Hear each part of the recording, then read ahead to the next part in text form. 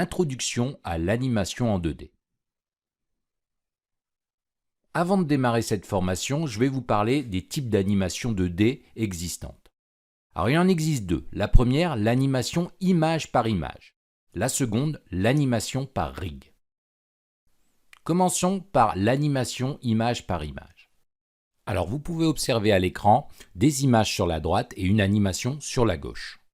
Alors c'est un procédé qui existe et qui est vieux comme le monde. Il vous permettra tout simplement d'afficher les images les unes derrière les autres pour donner l'apparence d'une animation.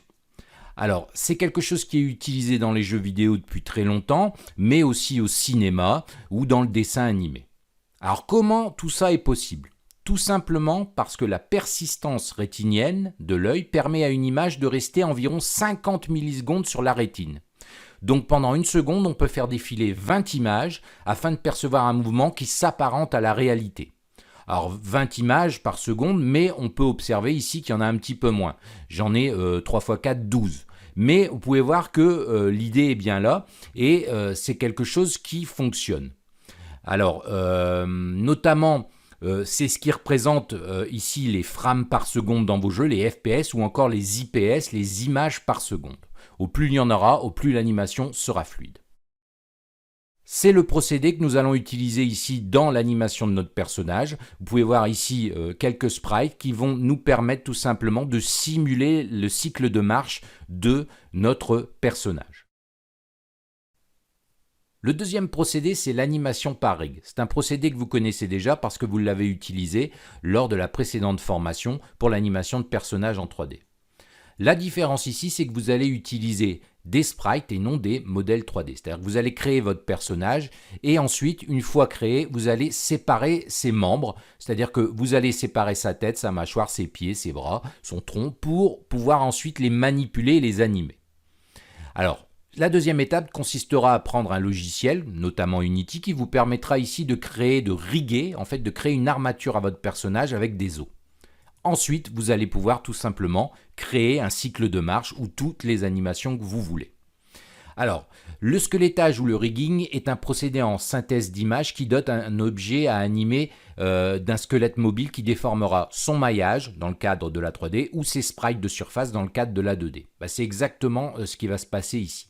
Alors c'est un procédé que vous voyez très souvent dans le cinéma d'animation parce que c'est vraiment comme ça qu'on donne des mouvements, évidemment plus ou moins complexes parce que si vous devez vraiment prendre des films d'animation 3D comme Avatar et autres, vous allez devoir animer par exemple le regard, la bouche, etc. Donc c'est des personnages beaucoup plus complexes. Mais en tout cas, voilà comment fonctionne en fait le rigging et voici les deux possibilités d'animation que vous avez en 2D.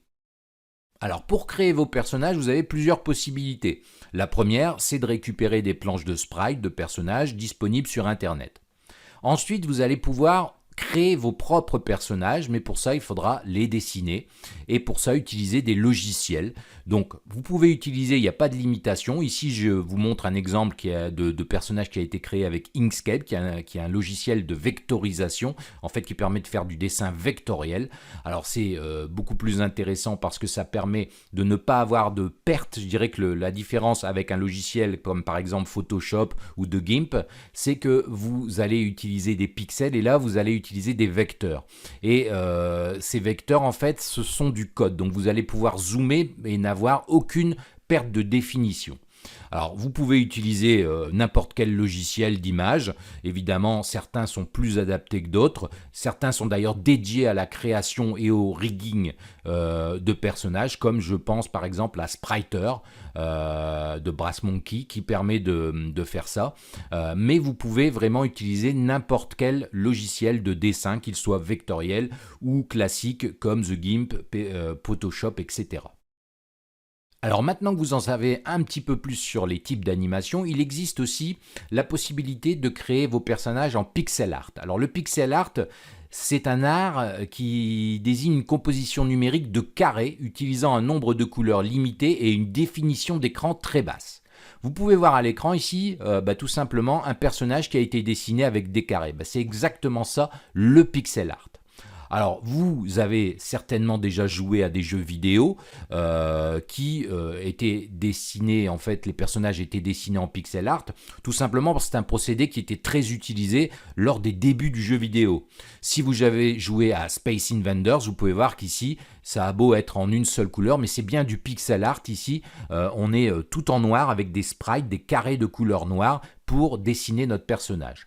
Évidemment, maintenant, la technique a évolué, c'est devenu même un art parce que certains jeux récents utilisent encore le pixel art et vous pouvez voir ici un petit exemple de personnage qui a été dessiné en pixel art. Donc voilà, c'est aussi une possibilité pour créer des jeux, surtout en 2D. Le pixel art est quelque chose que vous allez rencontrer. Alors, il faut vraiment bien comprendre que c'est un type de sprite qui va avoir une définition inférieure, mais qui peut être assez intéressante aussi selon l'environnement ou, je dirais, l'ambiance que vous voulez fournir à votre jeu 2D.